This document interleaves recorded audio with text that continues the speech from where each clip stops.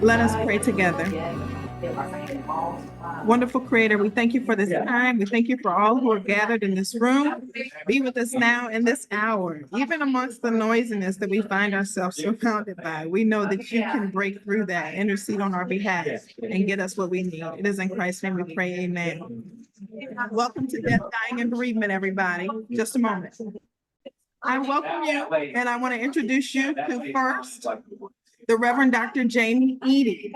She is affectionately known as Dr. J. She is a thanatologist, a public theologian, a grief doula, and whose life's work centers on guiding individuals through life's most challenging transition.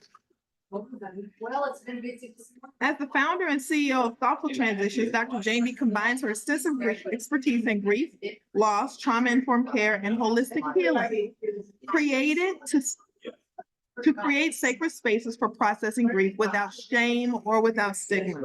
With over 20 years of experience, her work is rooted in a commitment to justice, liberation, and faith. Dr. Jamie serves as the Director of Counseling for the Anti-Violence Partnership of Philadelphia, where she provides critical support to communities impacted by violence and loss, particularly survivors of crime and co-survivors of homicide. Her role as an educator extends into academia, where she teaches at several theological institutions, including Lancaster Theological Seminary, Columbia Theological Seminary, Colgate Rochester Crozier Divinity School, her alma mater, by the way. And through her teaching, she nurtures clergy, chaplains, pastoral caregivers, death doulas, and grief companions. She is a certified trauma professional, and she is passionate about challenging systems that perpetuate oppression and death, advocating for the importance of creating decolonized, culturally humble care practices. Please join me in welcoming Dr. Jamie Eaddy. Thank you. And now for our second speaker, we have Dr. Dan Moseley, who is a respected executive coach consultant who has helped individuals and organizations navigate the changes and conflicts in life. He is a nationally known lecturer and workshop leader in issues of leadership, loss, change, and transition. Many of you have used him in your congregations or regions. Dr. Moseley has decades of experience in teaching, supporting others in their journey of life. He was a seminary professor for 13 years at Christian Theological Seminary in Indianapolis, Indiana. Prior to that work, he was pastor for over 30 years. And he has his master's and doctorate degree from Vanderbilt University, and right here where I am, Nashville, Tennessee. Dr. Moseley has served on boards and committees of organizations throughout the world as an ecumenical leader and educator. He's also been the previous president of Disciples Peace Fellowship, and he's also been the founding pastor of the Insight Counseling Centers, which has 8 offices throughout Middle Tennessee. He was the director of the Walter Scott Preaching Society, and also served for a time as Director of Continuing Education for Christian Theological Seminary. Dr. Moseley has been involved in many publications, including the Disciples Theological Digest, Journal for Biblical Preaching, Encounter, and the Christian Ministry Magazine. Please join me in welcoming Dr. Dan Moseley to our time together. Raise your hands and pray. These people are alive and with us. We should always be celebrating. Okay, so I want to let you all know they're going to speak freely for about 10 minutes each. Dr. Jamie Eaddy is going to start, and then we'll go into questions, a period of questions for about 40 minutes, and then we'll open that to question and answers for yourselves. You can put your questions in the chat, and I'll try to moderate those as best as possible and pitch them to our speakers. But at this time, I want to go ahead and hand it over to Dr. Jamie, and as she addresses us on death, dying, and bereavement. Thank you, Reverend Monique, and greetings, everyone. Are you able to hear me okay? If you can I saw some handshakes. Wonderful, wonderful. So I thought I would start by showing you how I entered into this work, because I think it gives a picture of how I learned about death, dying, grief, and bereavement, and how I continue to sort of push forward in conversations in my own faith community, but also in the work that I do here in the city of Philadelphia. And so I'll start with this. As a child, I there were two early deaths in my family. And what I found was that when these deaths occurred, one by suicide, that the family was, it was a lot of noise in the house. There was a lot of movement in the house. Um, but no one really paid attention to the children that were sitting and trying to figure out what was going on. I was one of those children. Now, because I had the voice you hear today is the voice I had at like 2, I could kind of ease my way into spaces and ask a question. And you might answer it not realizing it came from a child. And so I found myself asking questions about what had just occurred. Why is everybody up in arms? What's happening in the house? And I never really got an answer. And so here I was, a child, witnessing the aftermath of a death with no answers. No answers, perhaps no language, no ritual around what had just occurred. Fast forward a few years, my cousin Pauline, when I introduce myself, I often say I'm Pauline's cousin, and I'm Salam's niece. And those three people are a very big part of who I am. So my cousin Pauline, in 1989, when she transitioned, I saw the family rally around her, and really having a difficult time with allowing someone to exit this realm, right? That they were, these are believers, these are folks who love God, who believe in an afterlife, right? Because I know that that's a belief, but they believe in an afterlife, and still there was this difficulty with allowing my cousin, who was in significant pain, who said she was ready to go. There was great difficulty in sitting with that and allowing her to transition in ways that really honored her wishes. And again, no answers for me, right? Asking questions about, well, she said she's ready to go. Well, why are we telling her to fight? Right? How many of you have heard someone say, you got to keep fighting at the end? And I was wondering, like, this is a rough fight. What if the fight is to not have to fight through this? What if the fight is the fight to move toward peace? But again, my family wasn't really well versed in conversation around death, dying, grief, and bereavement. So I no answers. A little later in life, I acknowledge a call to ministry. I'm in a church in Washington, D.C. It's a large church, 8,000 or so members. We have about 50 associate ministers there, and each of us has an assignment. But one assignment that every associate minister had was in the space of death, dying, grief, and bereavement. Every associate minister was supposed to, hear me, supposed to provide support to families in that space. And what I found was that it didn't matter what, 40 of them found a way every year to get out of doing the work around death, dying, grief, and bereavement. And here's one of the things I recognize, that this is not a sexy thing. Can I say it like that? Like, we like cameras, and this is not a knock. I love public speaking, but this was not the ministry that people were signing up for. They were signing up for Christian education. They were signing up for preaching. They were even signing up for maybe discipleship and outreach, but no one wanted death, dying, and bereavement. And so I found myself, for a period of, hear me, 15 years at that ministry, assigned specifically to doing death, dying, and bereavement work. And every year I said, I'm not doing this no more.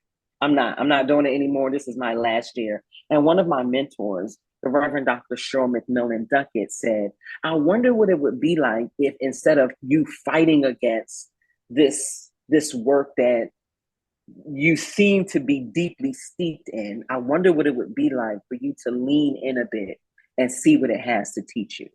And so that's why I wanted to start with this story today. I leaned in 1999, 2000 or so. I leaned in to see what this had to teach me. And what I learned was that death in general is just not an easy thing for us to talk about, right? It's not necessarily something that it's not Sunday dinner conversation for many people. But I started wondering, what if it was? We know that that last breath is inevitable, right? From the moment we take our first breath, the last breath is inevitable. A last breath is coming. I wonder if we began to prepare ourselves and community for the last breath the same way we prepared ourselves and community for that first breath. And so I started doing that kind of work, right? What does it mean to help usher in space for living fully until the last breath, cultivating space for conversations, for questions, some of which we direct toward God, right? God, I'm angry that my child is is ill. I'm angry that my spouse or my partner has a few days left. I'm angry that I am leaving here. And I started cultivating space for people to engage those kinds of conversations, to sit with the why and the what and the how. And what does it look like for us to see death as a sacred moment as well, which means the conversations that we have with people around their last breaths need to honor their full humanity, need to honor the God in them. And maybe we might not say things like, you ought to be fighting the good fight. Maybe we ought to sit with what God might have in store for this person when they are no longer in this shell of a body. And so I started doing work as a chaplain, but also as a death doula. Now, what is a death doula? Some of you heard the term death doula. We know what birth doulas are. Death doulas are these companions that come alongside people as they are navigating and preparing for their last breaths. It is not necessarily something that has to take place because you, say, have a terminal diagnosis and you're preparing. It is someone who can come in to the space today and say, let's talk about what it means to prepare for our last breaths. While we can talk about it, let's engage in conversation. Let's think about sacred rituals that might be meaningful for a person who is moving toward those last breaths, right? That's what a death doula. We are companions. And so I started companioning people in DC and then here in the city of Philadelphia through those last breaths, gathering family members, having real conversations around the anger and the sadness and perhaps the relief that we might all be feeling because Big Mama has a few weeks left, right? Or because one of our young cousins was taken way too soon. And so I started to dig in a little bit more and really began to explore grief. And I know we'll have some questions, but grief, if you're those of you who are writing, right? Grief, this natural response to loss, to change, to transition. Notice I didn't say death, right? This natural response to loss, change, and transition, including death, but also divorce, changes in our bodies as we age, right? Change, transition, moving from being the pastor of a community to no longer being the pastor of that community. So as we are joining people in navigating death and dying, the physical body, we have to also be very aware of the death and dying, those non-death related losses, but still feel like deaths. We have to be really aware of how they impact the whole person as well. And so that became my work, the thanatologist, sitting with people, exploring death-related and non-death related loss, exploring, here's the thing that really took me out when it came to grief, that there are some assumptions that I have about the world, some assumptions that I have about how God shows up, how you'll show up for me in community. There are some assumptions and expectations that I have just by virtue of my humanity, right?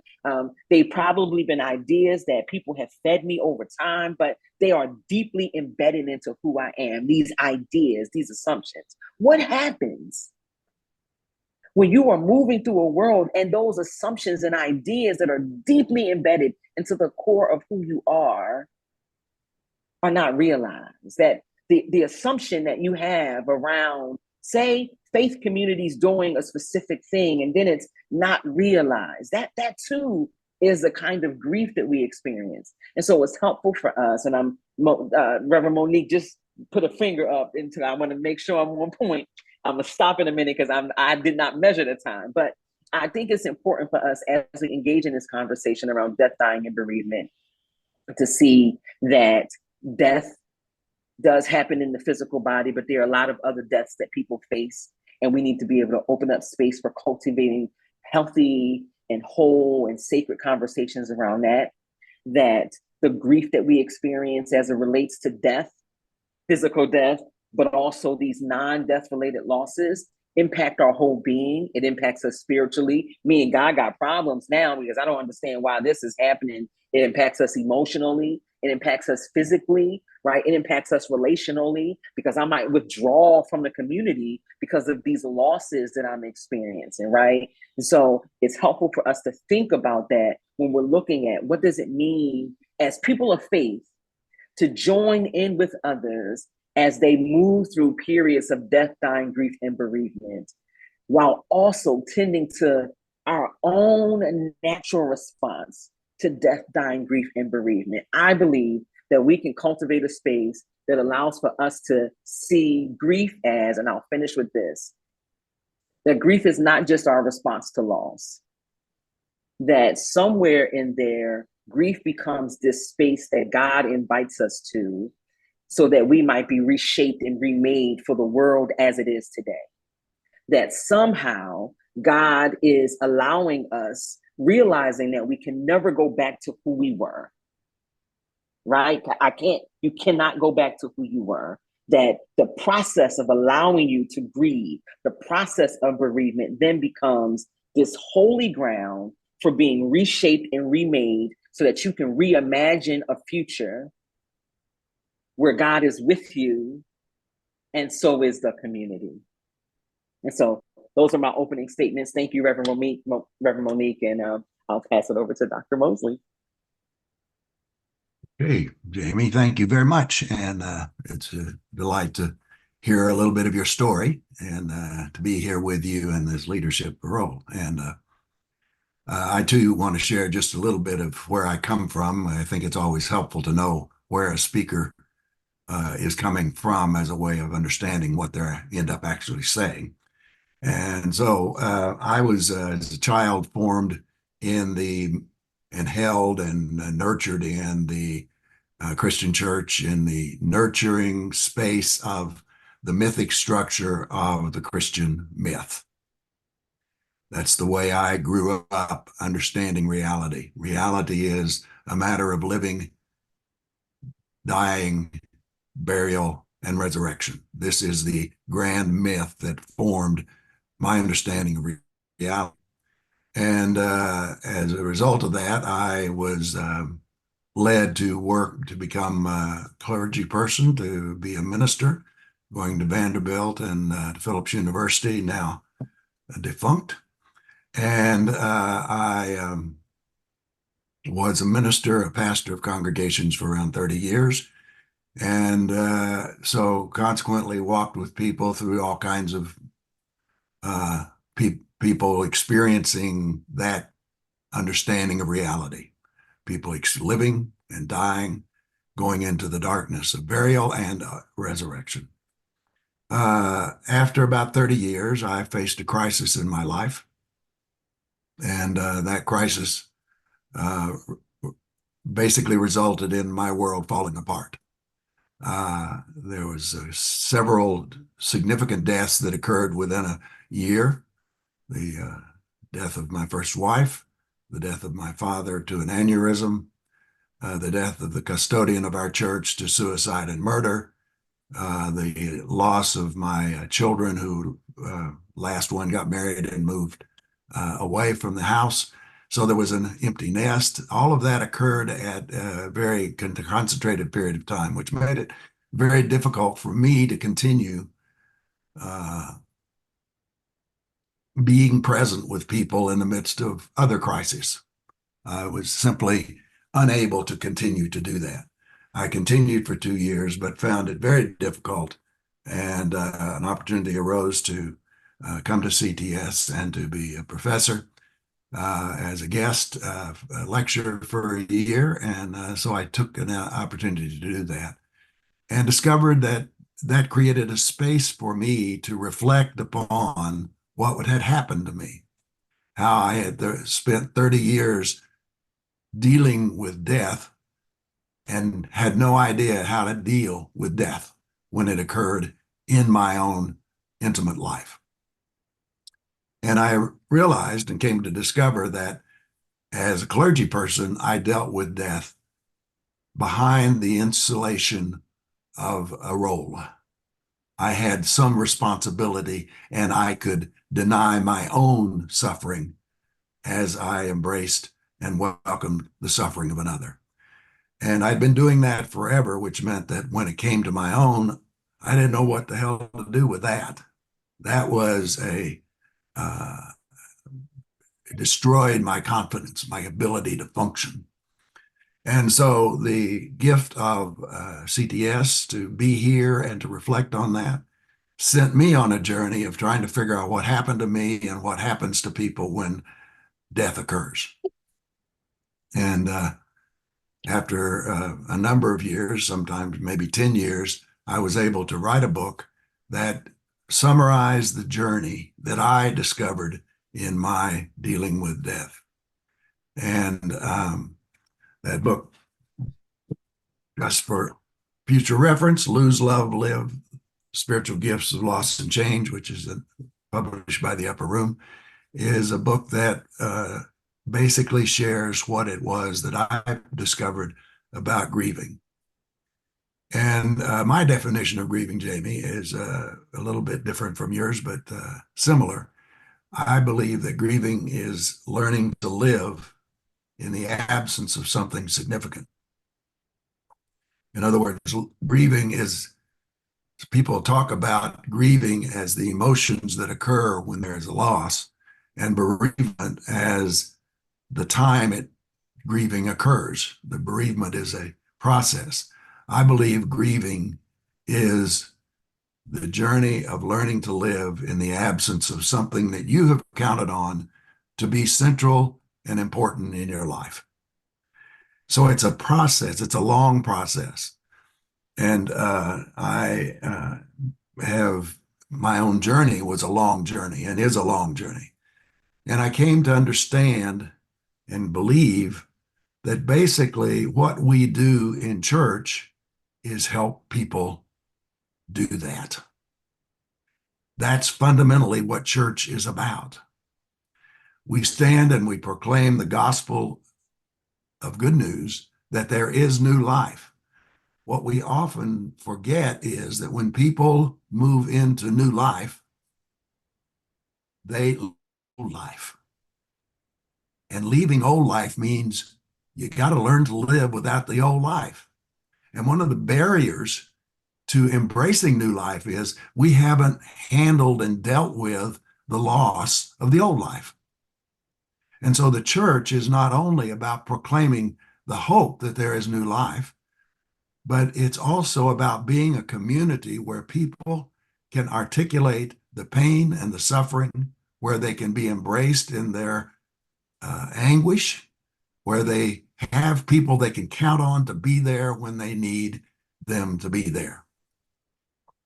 Recently, we had some deaths in the church that I'm a member of, and I was stunned. There was 2 recent deaths, one sudden and one after a long term. I was stunned. The next Sunday after those deaths, the spouse of those people was present in church. I think they were looking for something to count on when that which they counted on collapsed around them. That's what we as a church do. And we proclaim this gospel every Sunday when we remember at the Lord's table. We remember Jesus' death, burial, and resurrection. So there is new life proclaimed, but it's in the context of understanding death.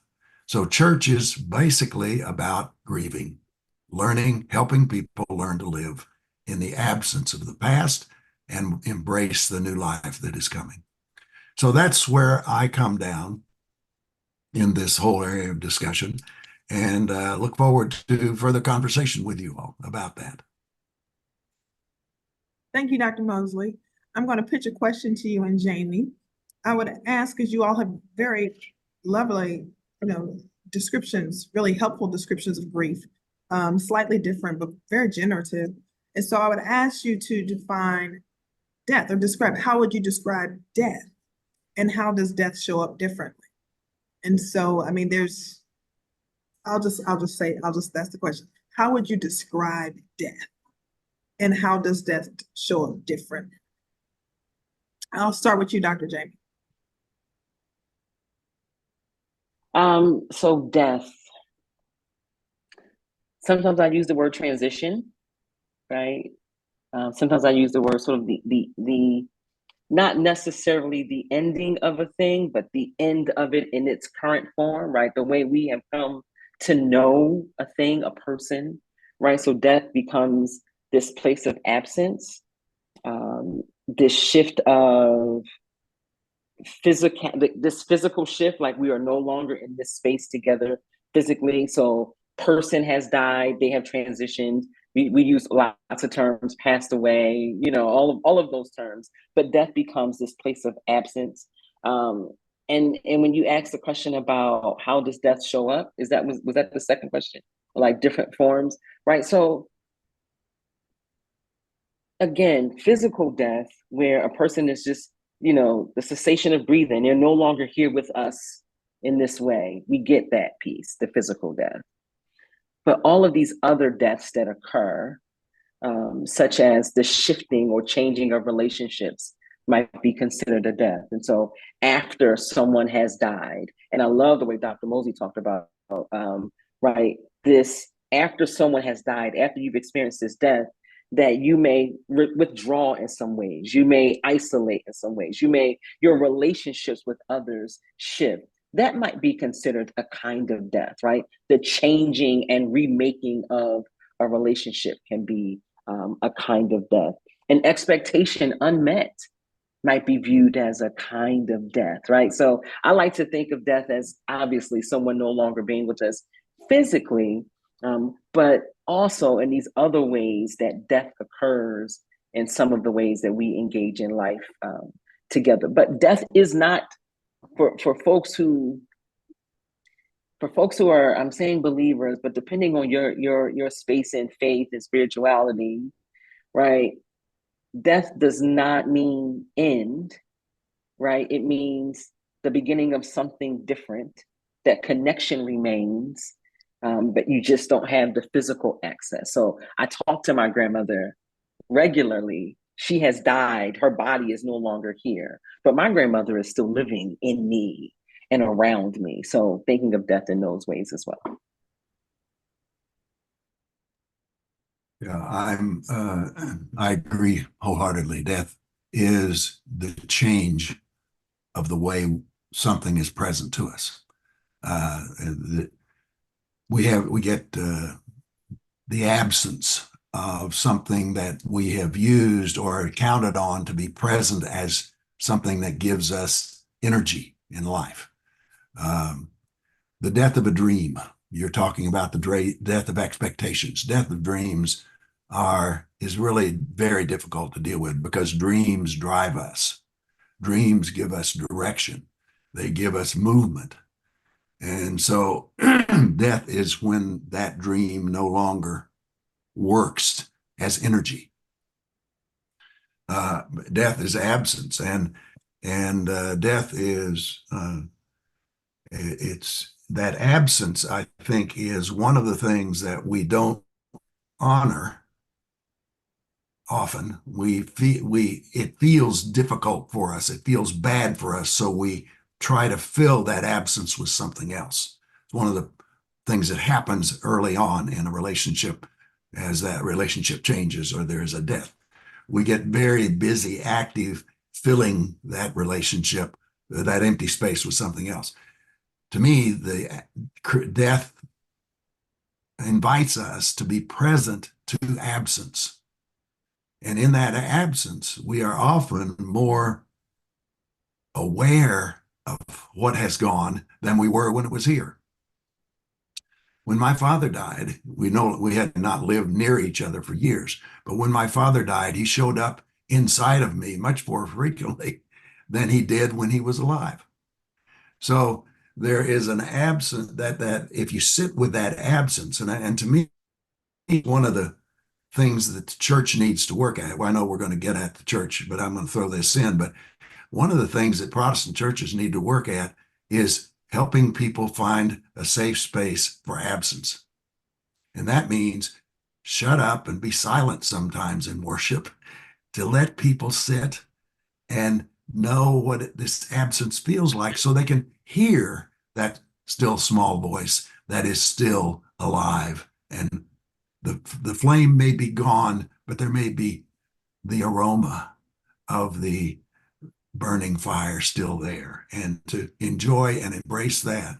So to me, that is death is absence. And the other thing I want to say is death is chaos. Because what happens when something matters to you dies, you don't know what to hang on to and give your life direction. If a person has been very significant in your life and they have died, you realize and discover how much your identity was related to who they were and how you related to them. And when they're not there, it's really hard to know who you are. It's really hard to know what it means to be me or to be you. So death creates chaos. And that's one of the reasons that people who have had recent losses are so unpredictable and say some things that they might not have ever said when they were insulated from their multiple feelings that they have. But that death has broken them open and they are floundering, trying to figure it out. And they come up with all kinds of stuff inside that they didn't even know were there. I remember when I went through this period of time in my life, I grew up with nice being what you should be, okay? You ought to be nice. Therefore, you should never get angry. So anger was one of the fundamental sins that I had to grow up trying not to be. But when my whole life fell apart and broke open, anger was very present and alive because I was threatened by not knowing who I was. So I got in touch with dimensions of myself, but people who had known me as nice didn't know what to do with this me as angry or as a few other things that I became. So the chaos is a characteristic of death along with absence. Thank you, Dr. Moseley and Dr. Eaddy. If you all have both touched on this, if you could get into a little bit more of the weeds around ways that we can talk about death differently or more frequently in a way that helps us to understand it better before we encounter it or even while we're in it. But what are some practices and practical ways that we can be talking about it to better understand?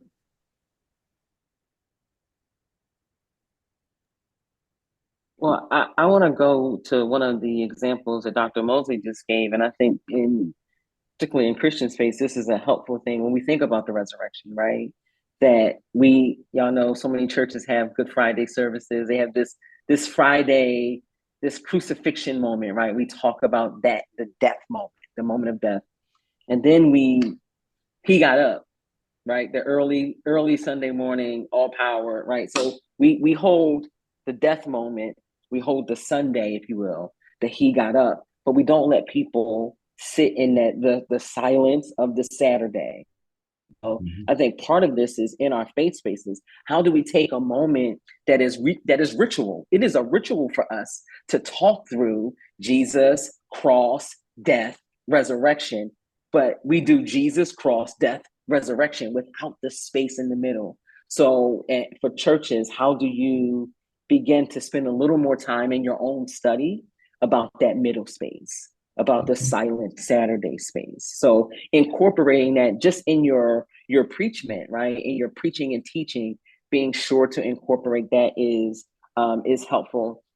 And what I've done with some churches is we've created a year-long program to engage death beyond sort of the death of a physical body, right? We talk about what it means to reimagine, to be reborn, but to Dr. Moseley's point, to be reborn or for rebirth to occur, something has to die. And so we just started to really just take the language that is so common and familiar in these spaces but let's go deeper. Let's not be so superficial. Let's not, use spiritual bypassing with it. Let's really dig into the process with each other. But that comes from, like, leadership has to be vulnerable and willing to do that, which means then we got to be okay with all of the emotions that we have as humans, right? And so cultivating conversations around death require us to cultivate full holistic conversations around life, because when we can talk about what it means to feel, that might make it easier for us to also talk about what it means to feel when there's an absence that won't ever be filled again. So I'll share that. I know we have some Q&A coming soon, so I want to hold a couple things. Well, I agree, Jamie, that if we, as people of faith who basically work within structures of this mythic Christian structure, I think it's all there. I think it's a matter of mining it and using it on a more continuous basis. The second thing you referred to was this business of helping people sort of be ready for it, to be comfortable with it. I think we need to help people expect and live with discomfort, because it is difficult. Death and dying is really a difficult process. And while it is the nature of existence, it is also something we don't pay attention to enough to deal with what it feels like.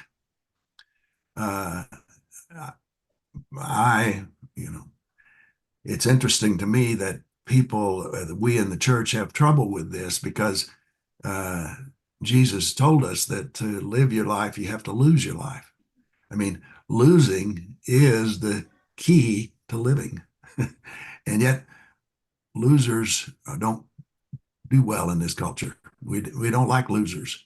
And yet that's what we all are. Whenever you have lived, you live when you love something. That's right. That's how we live. We live in love. What it is we love drives how we live. We love our kids, we do things for them. If we love our job, we do things for it. If we love our spouse, we do things, we sacrifice. Living is a result of loving. And if you don't love, it's hard to live. Life is love. But love disappears. Life disappears. There's death of all kinds of things.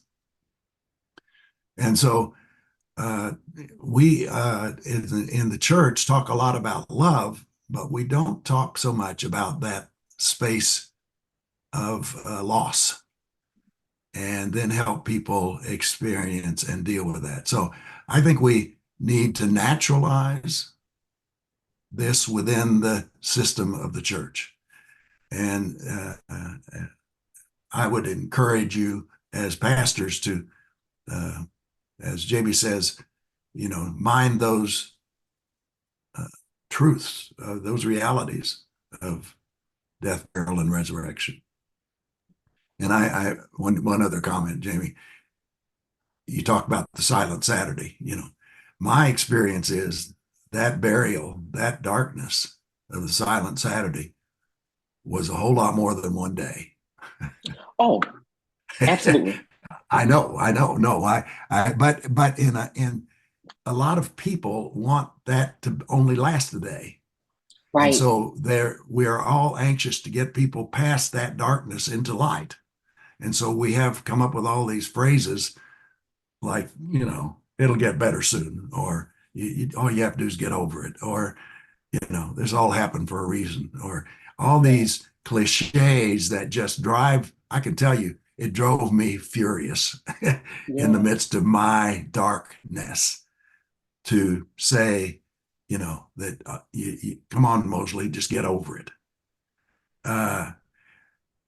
It's partly because we're afraid of the darkness We are ourselves. afraid of the And so dark. we want others not to stay there. And when they're there, it's kind of dark around us too. So we try to Right. get them out of that darkness and out of that. We don't want them to be in pain. Sometimes it's really difficult it is difficult for people you love to watch people who you love be in pain. So what do you want to do? You want to help them not be in pain. So we come up with these ways. But being comfortable with the darkness helps us be better present with others while they're in that darkness. And that can tell you from my experience, and what I write about in this book is how to be present with people in that darkness. Because that's where discovery comes. That's Right. where new life is born. And as any birth, it's painful and it is agonizing, but that's where it happens. And so don't don't hide from the darkness. Go with people there and listen to them and help them discover what's there as a way of discovering what might come beyond the darkness. Yeah. And Reverend Monique, I know you have more questions, but I think we can just stick there for just a second. The idea that, right, each of us will be in our darkness for our amount of time, right? Right, And so right. one of the challenges is this idea of comparison, and we look toward others, or others place on us sort of these false expectations of what our journey is supposed to be, right? And so now we're looking and we're saying, oh, I still shouldn't be sad. My sadness should be gone, right? And so what does it look like to allow people on a journey that is their own journey, one that you don't get to fix? So in some ways, it's not just that we have to check our discomfort with darkness. Sometimes as pastoral leaders, we might also have to check our ego that believes we have the answers for everything and a solution for everything that someone is moving through. Because guess what? There is no solution in that sense for grieving. It is the process. It is the way by which we move into our new selves, letting go of some of the old self, recognizing that we can't return to the like that. It's a process. So this idea that we have for this solution-based approach that we have toward ministry in some ways, right? Like if we do A, we'll get B. And we have to sit with our desire to fix in that way. And some of that will challenge our own ego, will challenge our ability to rest in the discomfort, right? To get comfortable in the discomfort that comes with death, dying, grief, and bereavement conversations and processes. So just wanted to as we're pastoral leaders, think about how you might begin to do this differently when you don't have to have a fix, right? Because there's also freedom there's some freedom in not having to fix. Like I'm not here to fix. And there's some liberation that comes with not having to fix for folks and being okay with what might feel uncomfortable and recognizing that too is a part of life. And so, yeah, I just wanted to add that as we go to the next question. Thank you both. I was just sitting there thinking, you're right. You don't have to have a fix, I don't know. Just the phrase, I don't know. It's a whole vacation, y'all. There's no PTO, like, I don't know. If we could just employ that. One of the questions. Well, and I think one of the things that maybe help here just a moment, Jamie, and I add on to that just a little bit, but we need to trust the power of presence. Presence is what people, when words don't work, presence is what people long for. to know that somebody else is there. Right. And if I'm sitting and not knowing and sitting in my anger and frustration about the loss of somebody and wondering why, knowing and it's helpful to me if somebody sits with me and says, right, this sucks. It's really hard if you can't figure this out, rather than here's maybe a reason why, or here's a reason why. Words don't solve problems in as effectively as presence in this kind of situation. Mm-hmm. Unfortunately, most of us were trained in seminary by people like me who believe that words could solve problems. And I do believe that we all need to articulate and develop the ability to understand. I believe in understanding, but I also believe that there is power in presence that we need to rely on in these kinds of situations. Thank you, Bo. You know, you talk about process. There's no fix. There's no solution. But we all, many of us are familiar with these stages of grief that professionals like you all have come up with and taught many of us over time. And so it leads me to the question of what would you, in your caregiving and your work over many years, what would you say might be one of the more common things, occurrences that happens in the mind or states of mind that kind of arrest the grieving from one stage to the next? Like if there's a stage, and I'm sure it's different for everyone, but like if there's a particular harder spot out of all the hard spots that you find more common across different types of grief, or perhaps in certain types of grief. So maybe there's, as it relates to divorce, or as it relates to job loss, or as it relates to the loss of a child or the loss of a spouse or parent, are there commonalities that you can name, though we acknowledge there's uniqueness from one person to the next? Well, my philosophy is that everybody experiences pain, and that pain triggers people having to name what their losses have been, and just in order to discover how important that person was for them, or that job was for them, or something else. So there's pain, there's naming, there's anger. Anger is a response to threat, and when you feel like you don't know who you are and don't know where you stand and you're confused about identity, you feel threatened by what's around you. So anger is a part of this. It doesn't matter. It may or may not be a lot. It may not be rage. It may just be simmering anger. But anger is if somebody's angry all the time, they feel threatened that they're going to lose something that matters to them, or they have lost something. So everybody experiences this anger, and everybody remembers. I mean, every grieving process, people have to talk about what they remember. That's how we internalize that which has been external, is we remember it inside ourselves by talking about it over and over and over and over and over. And everybody feels guilt because they should have done something in order not to lose that, in order not to have lost. I could have done something else. I should have gone to the doctor sooner. I should have had him go to the doctor sooner. I should have. There's all kinds of shouldas that are a part of every grieving process. The key, though, to grieving well, the pivotal point, is to forgive the past for not being permanent.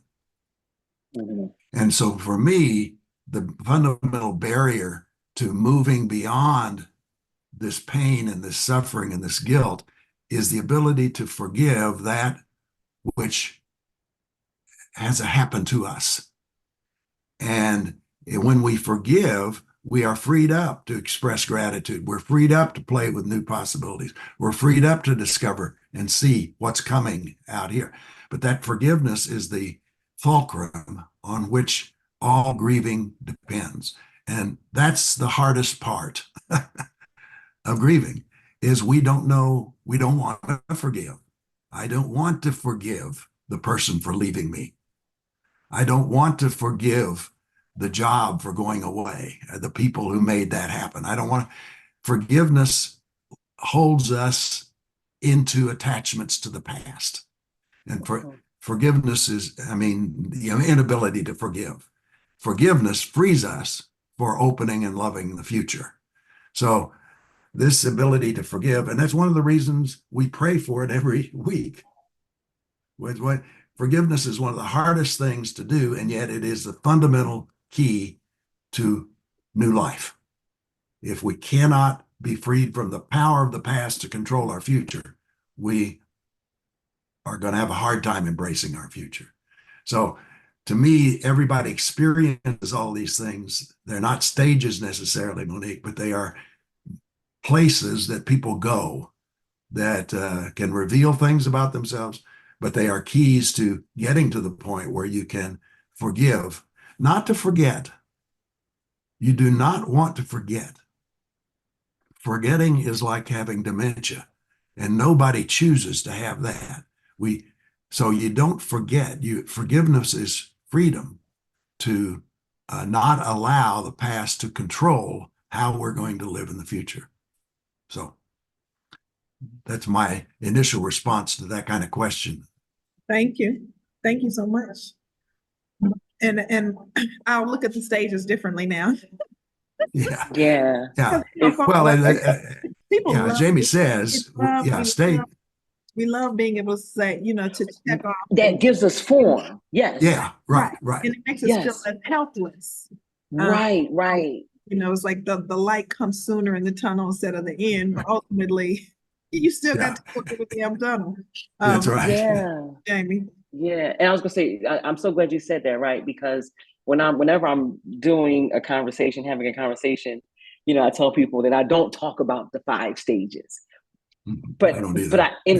But in me not talking about the 5 stages, I am talking about the 5 stages. But I am right. It is a way to sort of expand this way of thinking that because those stages, we like form, we like clean processing, and grief is messy, right? It's right. So we want it to be, I do A, B, C, and D, and it's not that. And so all of what Dr. Moseley said in terms of some just familiar ways familiar things that people experience in the process, right? And so these emotions, being mad at God as well, right? Because how dare you, God, as faithful as I have been, right?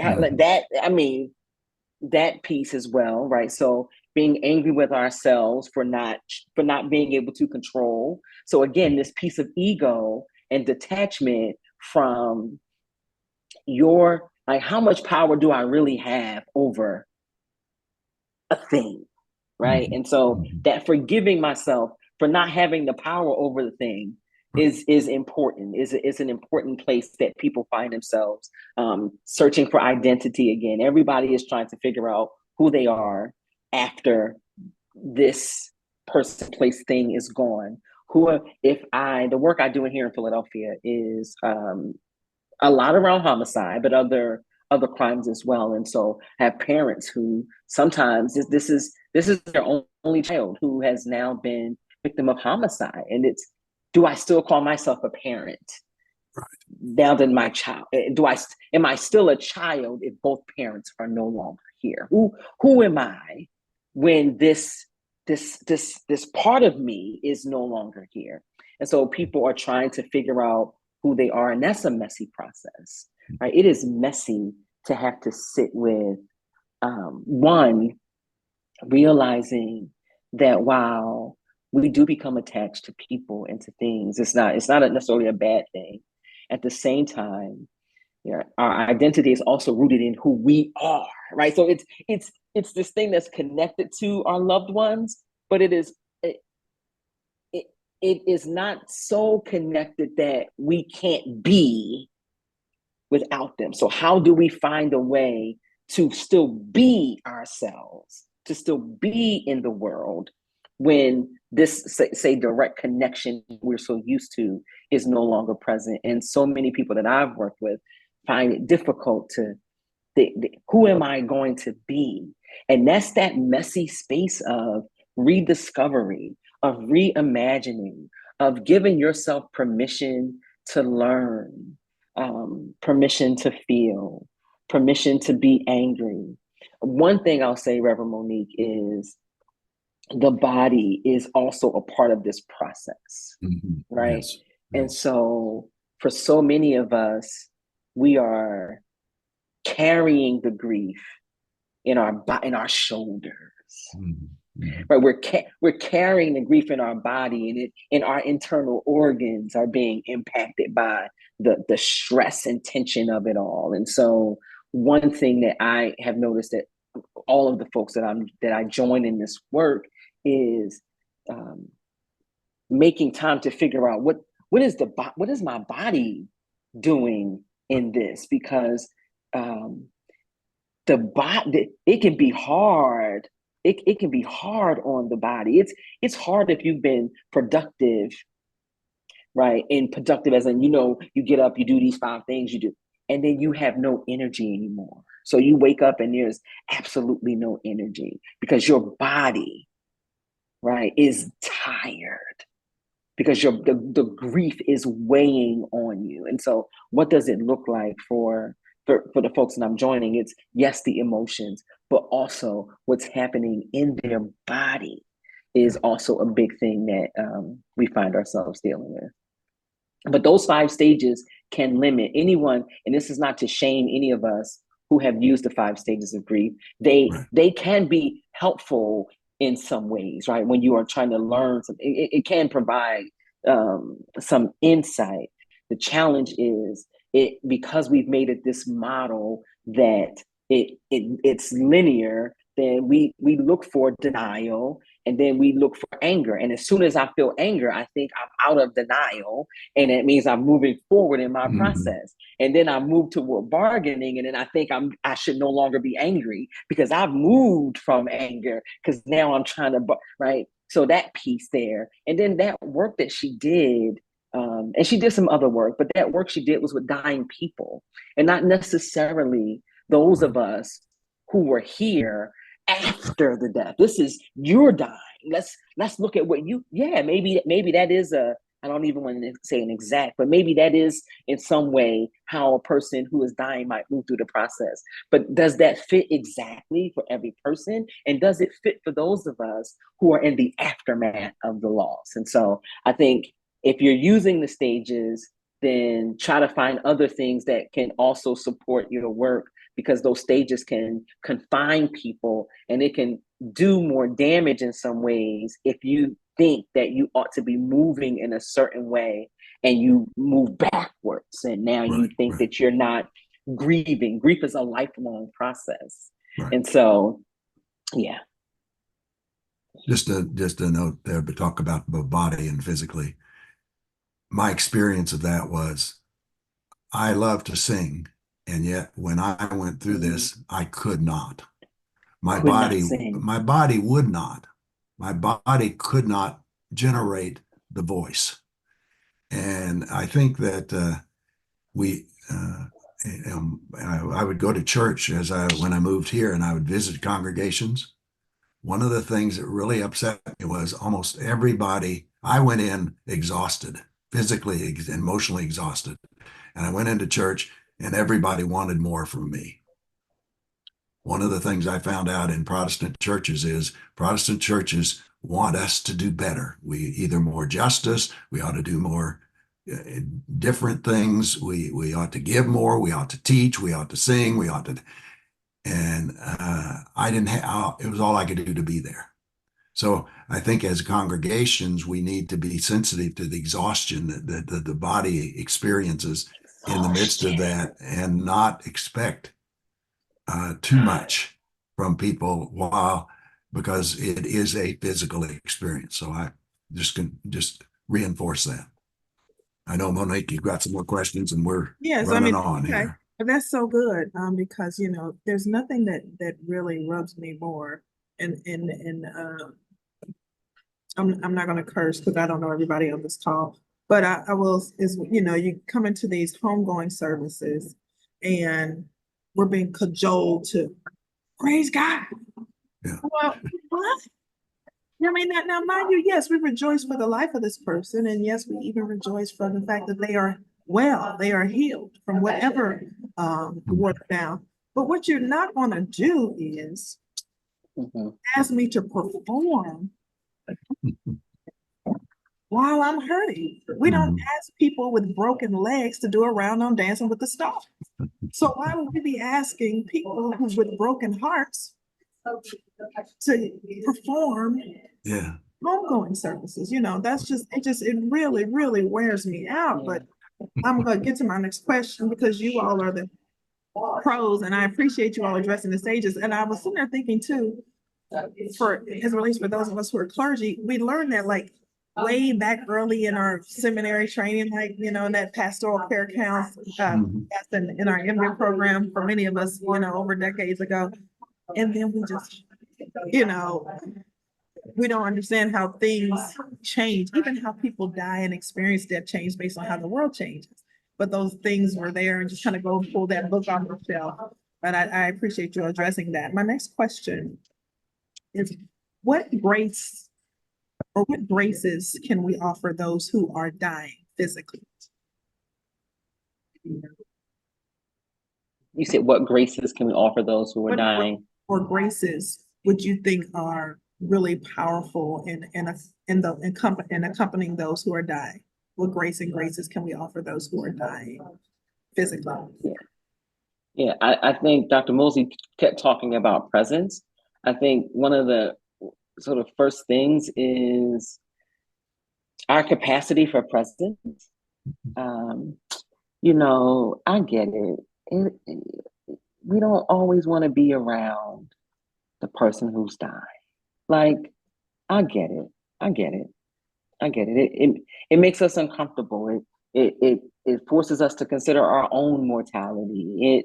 It reminds us of losses that we've experienced in life. Like all of the things that come, right? It puts us in we don't know what this is going to look like. And so it makes us uncomfortable. And so I think finding a way to, if I hear your question right, presence. Sometimes our loved ones are dying alone, and somebody might go by the house, take dinner. We're not present. I think some of it has to do with how we have, in some ways, taken death out of community and placed it in the medical system, right? Like death becomes this medical event versus this biological and community event, right?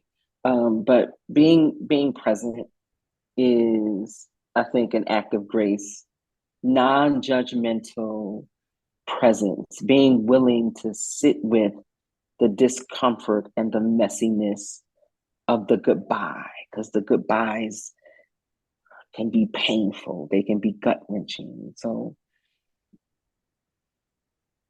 that's an act of grace, to be able to sit with me when I'm dying. That's one. I think that's the biggest. I mean, honestly, I think that's the biggest one there. I do rituals with folks but that's over here. Like, I don't even want you coming in and cultivating ritual in my space if you can't be present with me. And so presence becomes, to me, the umbrella under which everything else can take place.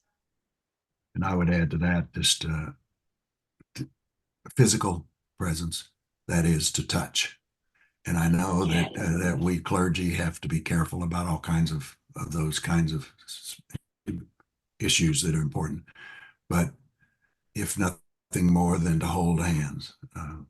When my first wife was dying and she was in a coma, one of the women who came in was the nurse, and basically all she did besides be there to accompany her was to rub her feet. And I learned from that experience how important just physical presence is. And because a person cannot know a lot, you don't know what a person knows cognitively. Right. And the person doesn't even may consciously know the touch, but the body knows, the body is a mind, and the body knows in a way that nothing else knows. So, and the other thing that you can offer grace, I remember when my mother was dying, my wife made a tape back then when there were tapes of hymns because my mother was an organist. So she was unconscious. She was laying there. These hymns were playing that my wife had recorded for her, and she would move her fingers with a key, but she couldn't understand anything else. So there's a music enters in places that cognitive and other ways of connecting don't.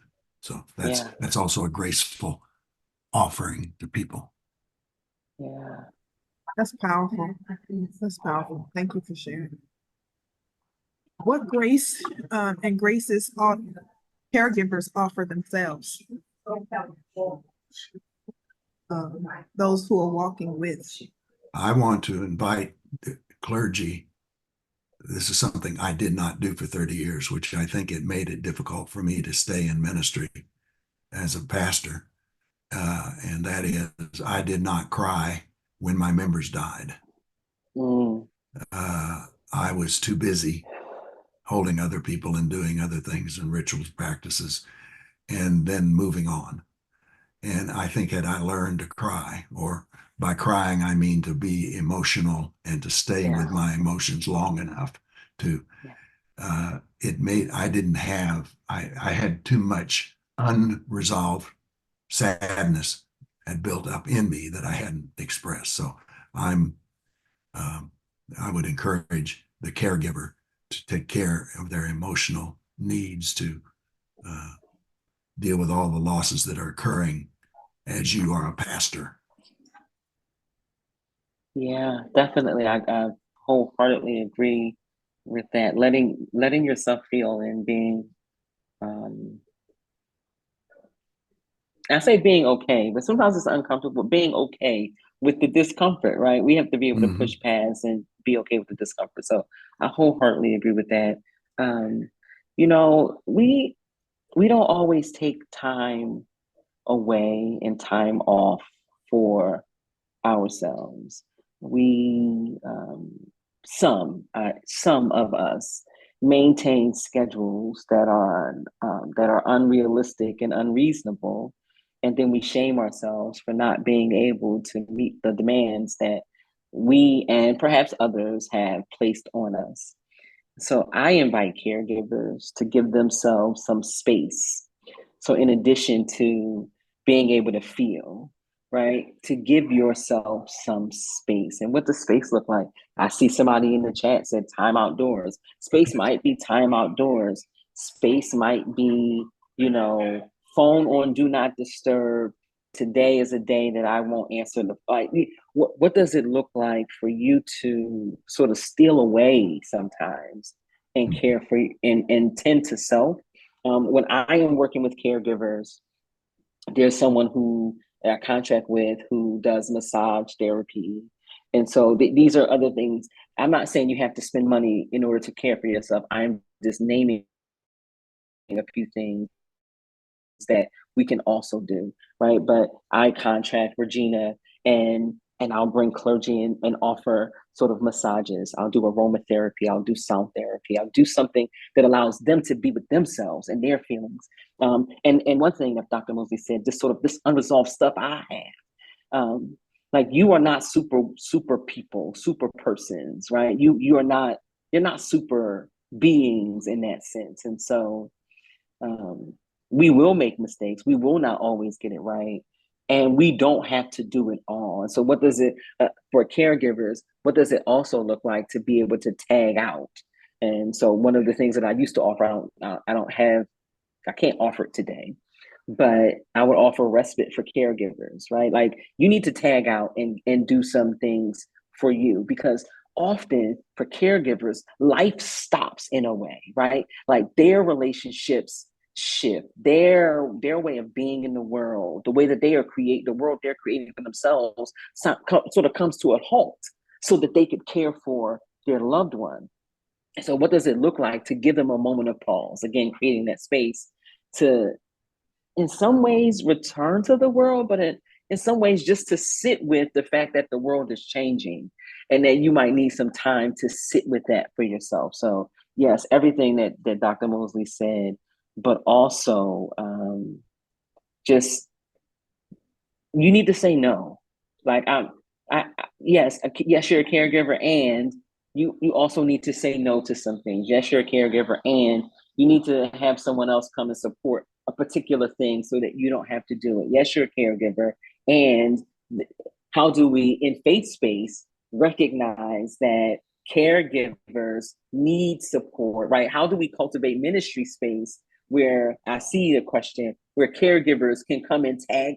Like, that means I got to be in relationship with you and know what's happening in your world. And you have to be willing to share what's happening in your world, the both and, so that I can tag in. I can't tag in if you, and I get it, you don't want to share sometimes. I can't tag in if I don't know. But what does it look like to tag in? Folks got to know. You got to be vulnerable and say where you are and what you are. And in church space and faith spaces, what does it look like to cultivate a ministry where folks literally get to come and tag in for you? And I think we can do that. We can do that. That's good. That's good. I remember during the pandemic, in isolation with my young son, you know, with older parents being in the sandwich generation. I remember thinking, listen, like if no one tags me, I'm gonna die. Like if somebody doesn't tag me out, right, I'm not gonna make it, you know, because you can't be in your 40s with a toddler 24/7 for 6, 7, 8 months at a time. And I remember thinking, like, if somebody doesn't tag me out soon, I'm gonna die. I remember thinking, yeah. My question, which kind of ties into my next question for you all, this is a wisdom question as it relates to caregiving. What are ways that we should be paying attention to contextualize bereavement from one person to the next? So as we encounter different people, what are things we might be looking for so that we can best attend to their bereavement or to provide bereavement care with concern and regard for their context? I don't know if that makes sense. It makes perfect sense. Yeah, it makes perfect sense. And so the sort of social cultural lens with which we do this work is important, right? So recognizing that it's not a one size fits all. And while I may not know everything about, because I support folks. Some of my clients are humanists, some are atheists, some are Wiccans, some are. It's the whole, right? And no, I don't know everything about the thing or, you know, the way they enter into this world, but I have what I call this sort of holy reverence and sacred wonder. And the sacred wonder is simply I enter in recognizing that I have my lived experiences, and as a Black cisgender hetero woman, that does not match every other Black cisgender hetero woman who grew up in a family that's half Muslim, half Christian. Like just because we have some of the same things on our bio does not mean we have the same lived experience, right? And so recognizing the uniqueness of an individual's lived experience for me has been helpful. So that's that sort of sacred curiosity or sacred wonder.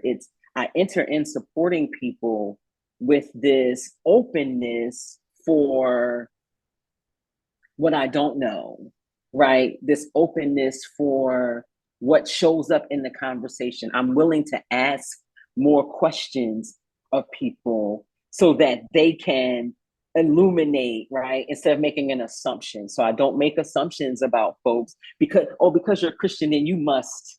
No, right? So just idea of not making assumptions, sitting with a sacred wonder and a holy reverence. Like the person in front of me has their own unique lived experiences, and I want to give space for that to breathe when I provide support. But yes, I do have a lens with which I enter this space, but that lens is not I don't let my lens or my lived experience overshadow the person who is in front of me. When I am with you, it is about you. And so that's sort of how I, think about the sort of cultural, religious, all of these things that make us uniquely us, not having assumptions, making sure I give myself space to ask questions, which means I have to be, right, you got to be humble enough to recognize you don't know it all. So let me ask a question because I don't know, I don't have all the answers. Those are two of the ways I think that we make space for that. Thank you. Dr. Mosley?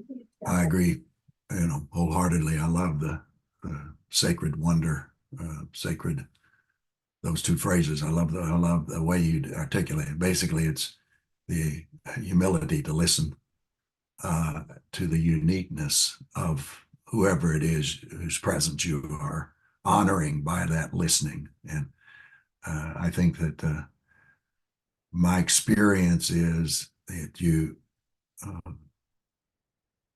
my experience was in my process was that it helped. I had to have different kinds of people listening. One of the reasons it takes a community to help people grieve is not everybody can do that kind of the same thing.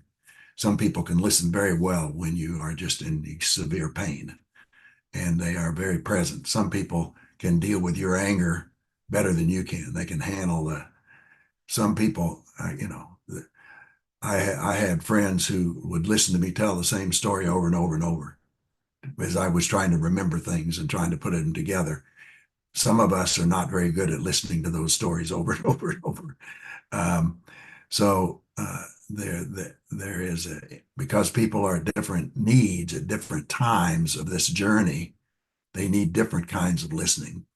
And being a pastor, partly I would recommend that you have a sense of what you're good at, and then see if you can find others who can be good at it too, in another way.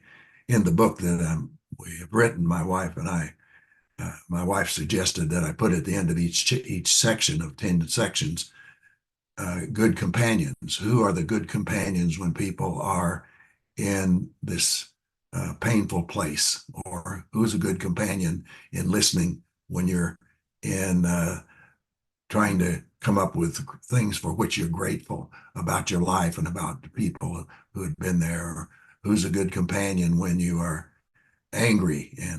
So what I would invite you to do is to know what it is you're good at. And if you're good at the early stages, but not at later stages, see if you can create a community and find people who are good at other parts of that journey and help people get in touch with people who can help them handle other experiences that you're good at.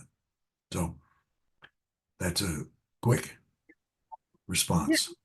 Yeah, I like that. That's why I do think there's some good to teams, when people engage care teams, and not just for the sake of rotation, but just so that you all, if you've been a part of different care teams or bereavement teams, there's all types of personalities. And there are certain folks that we know are known for certain types of things. We know how they're gonna close their prayer. We know how long it's gonna be. We know what they're gonna care give, so I think I love the diversity of listeners, because that has definitely proven true. And it would take a team.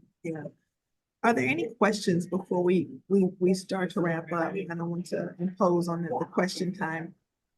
Or any questions? You all can pop out if you need to, or you can pop out the question, or you can put it in the chat, and I'll pause and allow silence to percolate and bless us.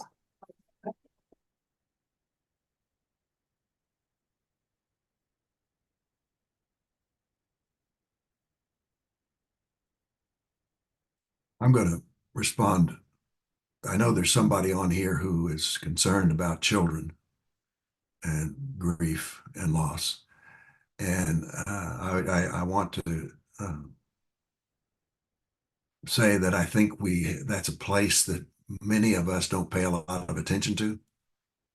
And as Jamie has defined, there are all kinds of losses that have nothing to do with the death.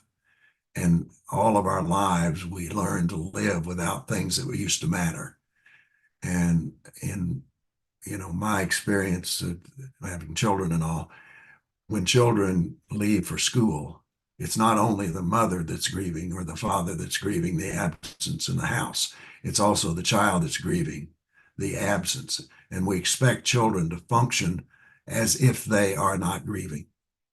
And I think Jamie, when I heard her speak at Central, she talked a little about that. Jamie, can I invite you to comment a little bit on what we do or could do with children? Yeah, yeah. So thank you for that.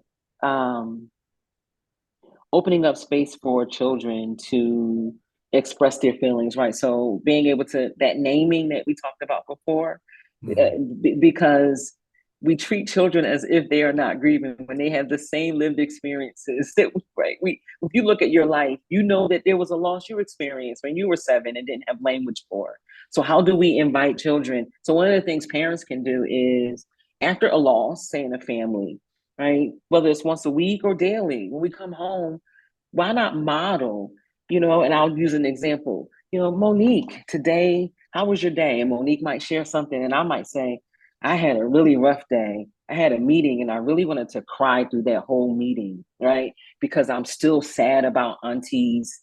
That, like, it is, how do we open up space so that we can humanize and naturalize, is the word Dr. Moseley used, the emotions that children are feeling? Because what we know is this: those children are grieving, which means their education is being impacted. So they're probably tired in school, agitated in school, not able to maybe learn in ways that we think are acceptable for 5th grade, 6th grade, 7th grade. And so how do we train educators to recognize this too, but at home, open up the space by naming for ourselves? That means we also then have to practice feeling and sitting with the feelings. And one family I worked with, I had them, when they came in the door, it just so happens I had some, you had to pick a little note card and you could write a comment about your day. And then you also had to write just a feeling that was prevalent throughout your day. And you put it in there. And so at the table, they would pull out the cards and they would say, somebody at the table today was sad all day. Let's talk about how it feels to be sad all day. And other people in the family would talk about it as well, so that you don't feel sort of spotlighted in a sense because you were the one who was sad all day. That's just one way that we can invite kids into some of the conversation around feelings. Yeah, that's very good. And I think about children learning to read, for example. One of the things I lost in the midst of my grief was the ability to read. And I talked with I knew that was coming because I'd talked with a woman whose husband had died, and she was a reader and she could not read. And I could not read. And what I learned is to read in order to put ideas together in a cohesive way, to take them off of a page, run them through your head and put them together in your brain in a cognitive way, requires you to have some idea of where you're standing. And when you're living in chaos, you don't know that. And I think about our children in school trying to learn to read. And if they are in some difficult situations that are challenging, learning to read requires a whole lot of things that they might not have emotional energy for. So. Oh, that's so good. So true. And I mean, even just hearing about what would be good for kids, I'm like, man, that sounds like a great lunch hour with grown-ups too. Like, let's get a basket. Yeah, right. Color squares together. Listen, what do you because we do carry it. And then as caregivers, to your what you both said, we get out of the habit of acknowledging what we're dealing with emotionally, because we compartmentalize that to care for everybody and then never go back to get ours off the shelf. Never go. Exactly. I need some color Monique, squares. that's the thing there, right? So when we think about compartmentalizing, if I have a grant call in an hour, I may not be able to be on that grant call crying and just, right. I have composure in some way to do the call. But when I'm done with the call, do I return to the pain to sit and to process? For so many of us, we have the moment where we shut it off and it stays off. And we live, right, with all of these pieces of ourselves, never revisited, never given space to breathe. And we wonder why this particular loss feels so heavy, because we got about 12, 13, 24, 51 other losses and pieces of ourselves that we've left behind because we have in some way refused to live. Because to live means we confront death daily. Wow. So true. Wow. I think I'm gonna we need to schedule grieving time. What is it like to schedule grieving time? That's powerful. You given us a lot to chew on and a lot to embrace. Um, and actually I was about to say, but nothing should let go. Like I don't feel compelled to let go of anything. I feel like I can hold on to some things, which is a different feeling than typically what we teach and what we profess. So I want to say thank you to you both, Dr. Eaddy and Dr. Moseley, for sharing with us. The recording will be available if those needed. You can request that. We're going to just do a little editing on the front end and the back end and work on that sound issue that I was dealing with here at the airport. But thank you so much for coming and look forward to seeing you all on our next DHM webinar. Thank you both. Take care, everybody. Thank you. Thank you. Well.